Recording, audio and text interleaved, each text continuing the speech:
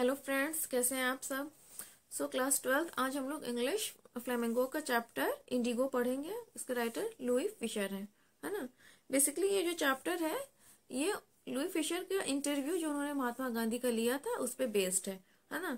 और आप सभी फ्रीडम फाइट को जो मूवमेंट हुआ था उसे आप सब अवेयर हो, जानते हो उसको।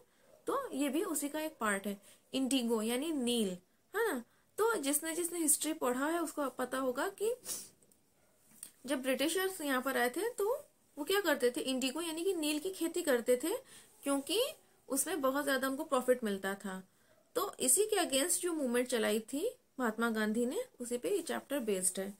थीम अगर इसकी बता दें तो इसकी थीम ये है कि जो इफेक्टिव लीडरशिप है उसकी क्या इंपॉर्टेंस है, वो किस तरह से जो मास है, जो यहाँ के जो लोग हैं उनको किस तरह से गाइड करता है, किस तरह से उनको उस जो गुलामी का अंधेरा था, डार्कनेस ऑफ डिपेंडेंस, उससे निकाल करके वो इंडिपेंडेंस की तरफ कैसे लेकर आए, उनका क्या इफेक्टिव रोल था महात्मा गांधी का।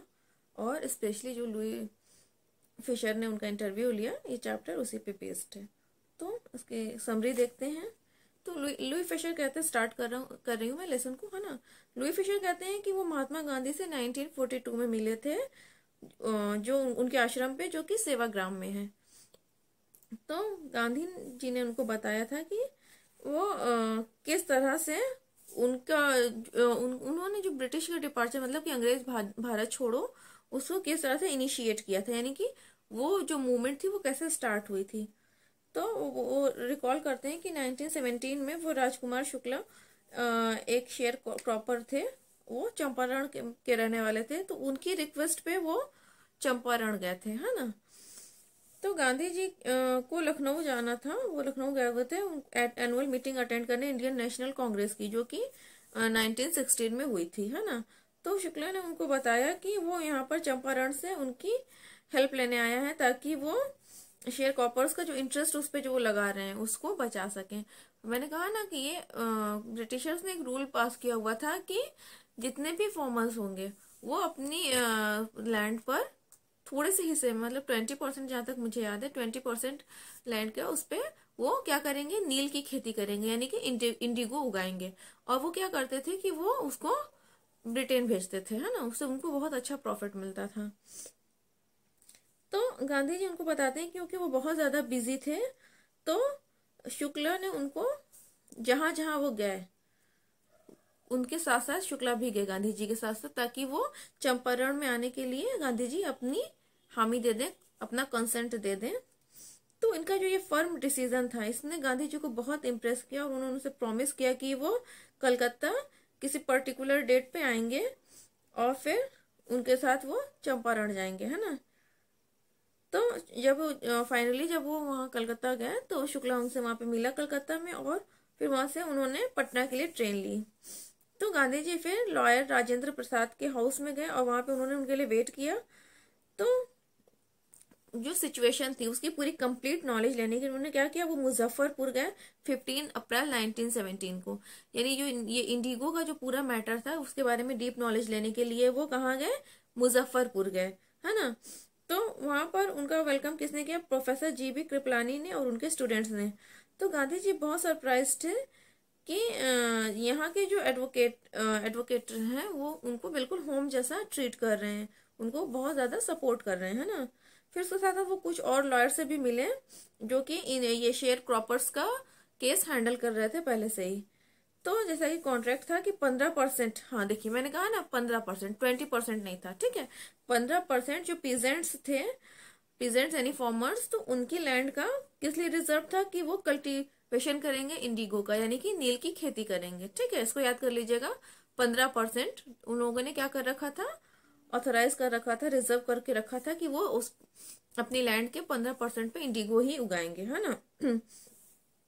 और वो जो क्रॉप होती थी वो लैंडलॉर्ड को रेंट पर दी जाती थी, ठीक है। और ये जो सिस्टम था ये बहुत ही ऑप्रेसिव था। मतलब आप बताओ, आप किसी चीज की खेती करो, कितनी मेहनत लगती है, उसके बाद आप उसको आप वो किराए पे कर रहे हो, उससे आपको कोई बेनिफिट भी नहीं हो रहा है, ऊपर से आपकी जो खेत है, आपका जो लैंड है उसका उतना पार्ट भी उसमें क्या हो गया, वेस्ट हो रहा है, मतलब 15%, ठीक है। तो ये बहुत ही ऑप्रेसिव था। तो गांधी जी शेयर क्रॉपर्स की हेल्प करना चाहते थे, इसलिए वो ब्रिटिश लैंडलॉर्ड एसोसिएशन में भी गए, लेकिन वहां से भी उनको कोई इन्फॉर्मेशन नहीं मिली, क्योंकि वो एक आउटसाइडर थे, है ना। गांधी जी उन लोगों के लिए क्या थे, वो एक आउटसाइडर थे। फिर वो तिरहट डिवीजन के कमिश्नर के पास गए, जिसने गांधी जी को धमकाया और उनसे कहा कि वो तिरहट छोड़ के चले जाएं। तो वो वापस लौटने की जगह वो कहाँ गए, मोतिहारी गए। तो यहाँ पे उन्होंने फिर इंडिगो कॉन्ट्रैक्ट के बारे में पूरी कंप्लीट नॉलेज इकट्ठा करना, इंफॉर्मेशन इकट्ठा करना शुरू कर दिया, और उनका साथ बहुत सारे लॉयर्स ने दिया। तो एक दिन जब वो एक पीजेंट से मिलने जा रहे थे, तो वहां पे इंडिगो प्लांटर्स ने उनके साथ बहुत बुरा व्यवहार किया। उनको कुछ पुलिस सुपरिटेंडेंट्स के मैसेंजर्स ने उनको रोक दिया था, और उनको एक नोटिस दिया कि वो वहां से चले जाएं। गांधी जी को एक नोटिस मिला कि वो उस प्लेस को छोड़कर चले जाएं। तो गांधी जी ने उस नोटिस को रिसीव तो किया, लेकिन ऑर्डर को डिसऑबे किया, यानी कि उन्होंने उसमें जो ऑर्डर था वहां से जाने का, उसको फॉलो नहीं किया, है ना। तो उनके खिलाफ क्या हुआ, एक केस फाइल कर दिया गया, है ना। अगर आप कोर्ट का किसी ऑर्डर को या कोई नोटिस है, आप उसको फॉलो नहीं करते हो, तो आपके अगेंस्ट कोई ना कोई केस फाइल हो जाता है। तो बहुत सारे लॉयर्स उनको एडवाइस देने आए कि आप ये जिद छोड़कर यहाँ से चले जाइए, लॉ को फॉलो करिए। लेकिन जब उन्होंने स्ट्रेस दिया, उन्होंने जोर दिया, तो वो सारे लॉयर्स भी उनके साथ इस स्ट्रगल में शामिल हो गए, और यहाँ तक कि वो उन पुअर पीजेंट्स की हेल्प करने के लिए जेल जाने को भी तैयार हो गए, है ना। मतलब कि गांधी जी अब अकेले नहीं, उनके साथ इतने सारे फॉर्मर लॉयर्स भी इकट्ठा हो गए कि वो उन गरीब किसानों की मदद करेंगे, और अगर उनकी मदद करने के बदले में उनको जेल भी जाना पड़ा, तो वो जेल भी जाने के लिए तैयार हो गए, है ना।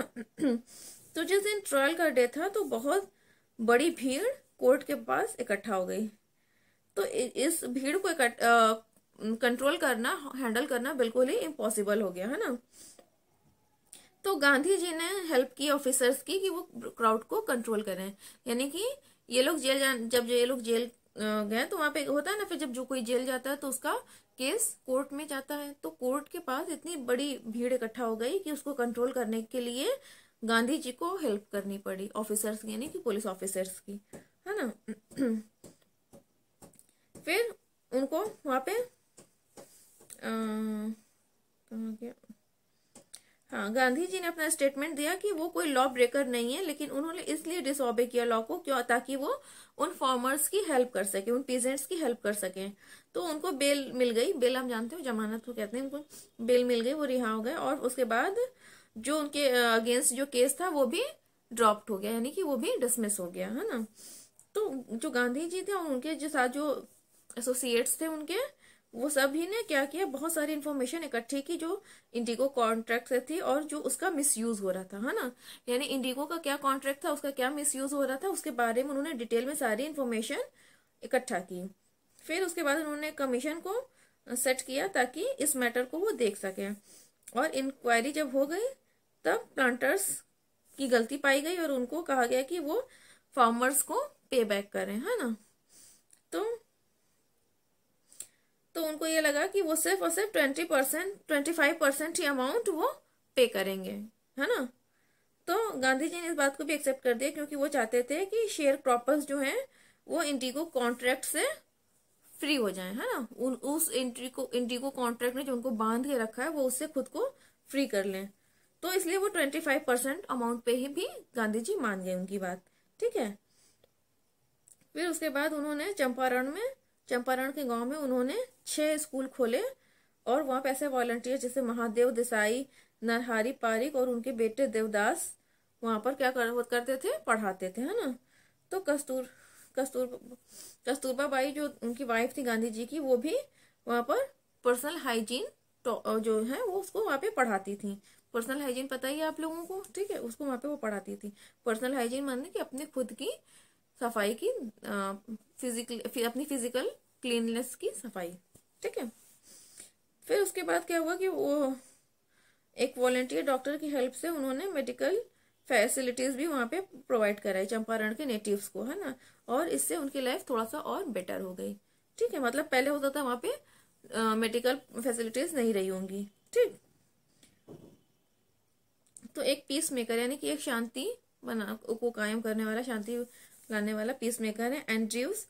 वो चंपारण आश्रम में वॉलंटियर बनना चाहते थे, लेकिन गांधी जी ने रिफ्यूज कर दिया क्योंकि वो चाहते थे कि इंडियंस जो हैं वो सेल्फ रिलायंस का लेसन सीखें और वो दूसरों पर डिपेंड ना रहें। एंड्रयू नाम से ही समझ में आ रहा है कि ये क्या है, ब्रिटिशर है, इंडियन नहीं है। तो गांधी जी नहीं चाहते थे कि कोई भी इंडियन दूसरे आउटसाइडर्स पे डिपेंड रहे अपनी किसी भी नीड के लिए। वो चाहते थे कि वो सेल्फ रिलायंस रहने के अपने सेल्फ डिपेंड बने, है ना। तो उन्होंने राइटर को बताया कि चंपारण का जो इंसिडेंट था उसने उनको ये चीज सोचने पे मजबूर कर दिया कि उनको अपनी ही कंट्री में ब्रिटिशर्स की कोई एडवाइस की जरूरत नहीं है ना। यानी कि जब हम अपनी कंट्री में हैं तो कोई बाहर वाला आकर हमें थोड़ी ना बताएगा कि आप ये करो। सपोज दैट आप अपने घर में हो और मैं आके आपको बताऊं कि नहीं, आपको ये काम ऐसे नहीं ऐसे करना है, आपको ये सामान अपने घर में यहाँ पे नहीं यहाँ पे रखना है, तो आपको कैसा लगेगा, है ना। तो वही सेम चीज गांधी जी कह रहे हैं कि उनको ये रियलाइज हो गया, वो ये सोचने लगे चंपारण का जो इंसिडेंट हुआ कि उनको ब्रिटिशर्स की एडवाइस की बिल्कुल भी जरूरत नहीं है जब वो अपने घर में है। ठीक है, लेसन समझ में आ गया होगा। देखिए मेन जो पॉइंट्स हैं, बेसिकली मैंने क्या कहा, ये फ्रीडम फाइट का एक पार्ट है। तो इसमें जो मूवमेंट है इंडिगो मूवमेंट, वो मैंने बता दी कि वो क्या था। वहां पे 15% उनकी लैंड पे क्या था कि फार्मिंग होगी, किस चीज की, इंडिगो की, कल्टीवेशन ऑफ इंडिगो, है ना। तो उसी के अगेंस्ट में ये पूरी बात है। तो चैप्टर क्लियर हो गया होगा। बात कर लेते हैं क्वेश्चंस की। तो देखिए इसमें जो इम्पोर्टेंट क्वेश्चन है वो ये होगा कि गांधी जी ने किस तरह से उन पीजेंट्स की हेल्प की और फिर फाइनली जो इसका रिजल्ट क्या निकला, है ना, फाइनल रिजल्ट क्या निकला। तो मैंने बताया कि वो उनको उस कॉन्ट्रैक्ट से, इंडिगो कॉन्ट्रैक्ट से फ्री करने के लिए वो 25% अमाउंट पे भी अग्री कर गए और उन्होंने उस कॉन्ट्रैक्ट को खत्म करा दिया। ठीक है, इसके साथ साथ एक क्वेश्चन ये है इसमें कि जो ये मोमेंट था, चंपारण वाला जो मोमेंट हुआ, इंडिगो मोमेंट, ये इसने गांधी जी की लाइफ में क्या इम्पैक्ट डाला, किस तरह से उन्होंने ब्रिटिश के अगेंस्ट जो फ्रीडम फाइट थी उसका कैसे उसमें पार्टिसिपेट किया, किस तरह से उसको कंट्रीब्यूशन था उसका, है ना, फ्रीडम मूवमेंट में, और किस तरह से ऑर्डिनरी पीपल जो थे वो लोग भी इस मूवमेंट में ज्वाइन करते चले गए, है ना। तो ये 2-3 क्वेश्चंस हैं जो मैंने बता दिए, इन्हीं को मिक्स करके एक लॉन्ग क्वेश्चन बन जाएगा। अदरवाइज इस चैप्टर में बहुत ज्यादा कुछ नहीं है ना। और गांधी जी को आप सब जानते हैं, अगर उनका कैरेक्टर स्केच आता है, कैरेक्टर आर्क, तो आप इजिली कर ले जाओगे, उसमें कोई इशू नहीं है। एक बार देख लेना गांधी जी के बारे में। ठीक है, चलिए मिलते हैं नेक्स्ट वीडियो में। चैनल को सब्सक्राइब कर दीजिएगा, बेल आइकन को प्रेस कर दीजिएगा। Best of luck for your exams. Bye bye.